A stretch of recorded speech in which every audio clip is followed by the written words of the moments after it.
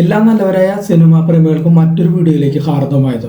അപ്പോൾ പ്രേക്ഷകർ ആകാംക്ഷയോടെ കാത്തിരിക്കുകയാണ് എമ്പുരാൻ എന്ന സിനിമ. അപ്പോൾ മോഹൻലാലിൻ്റെ എമ്പുരാൻ സിനിമയിലെ ഓരോ കഥാപാത്രത്തെയും പരിചയപ്പെടുത്തുകയാണ് ഇപ്പോൾ അതിൻ്റെ അണിയറ പ്രവർത്തനം. ഇപ്പോൾ കഴിഞ്ഞ ദിവസം പരിചയപ്പെടുത്തിയത് മണിക്കുട്ടനെയാണ്.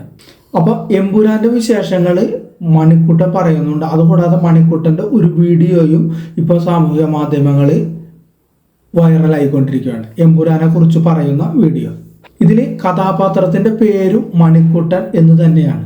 ഇത് ലൂസിഫറിൽ മണിക്കുട്ടന്റെ സൗണ്ട് ഉണ്ടായിരുന്നു, പക്ഷെ മണിക്കുട്ടൻ ഉണ്ടായിരുന്നില്ല. പക്ഷെ അന്ന് പൃഥ്വിരാജ് ഓഫർ ചെയ്തിട്ടുണ്ടായിരുന്നു, അതായത് അടുത്ത സീരീസ് വരുമ്പോൾ, അടുത്ത പടം എമ്പുരാൻ എന്ന പടം വരുമ്പോൾ നിനക്കൊരു റോള് തരുന്നു പറയട്ടെ. അപ്പോൾ അത് സക്സസ് ആയി എന്ന് ആണ് മണിക്കുട്ടൻ ഇപ്പോൾ പറയുന്നത്.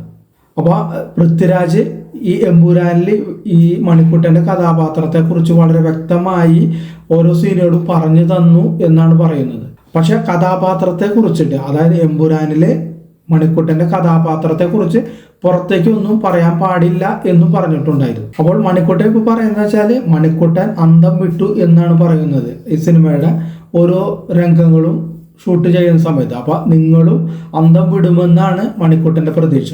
അപ്പോൾ എല്ലാവരും എമ്പുരാൻ കാണാൻ വന്നേക്കണമെന്നും മണിക്കുട്ടൻ ഈ വീഡിയോയിൽ പറയുന്നുണ്ട്. അപ്പോൾ മണിക്കുട്ടൻ പറയുന്നത് വെച്ചാൽ ഭയങ്കര അടിപൊളിയാണ്, വളരെ എക്സൈറ്റഡ് ആണ് സിനിമ കാണാനായിട്ട്.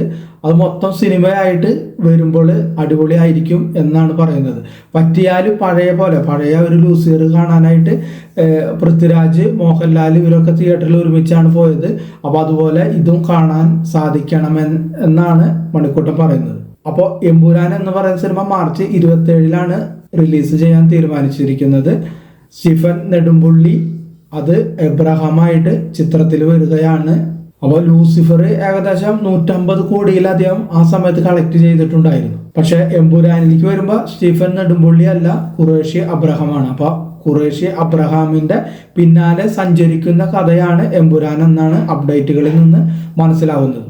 അതുകൂടാതെ ലൂസിഫറിൽ ഉണ്ടായിരുന്ന ഒട്ടുമിക്ക കഥാപാത്രങ്ങളും ഇതിലും ഉണ്ട്, കൂടാതെ ഇതിൽ വേറെ കഥാപാത്രങ്ങളും ഉണ്ട്. അപ്പോൾ നമുക്ക് എമ്പുരാന് വേണ്ടി കാത്തിരിക്കാം.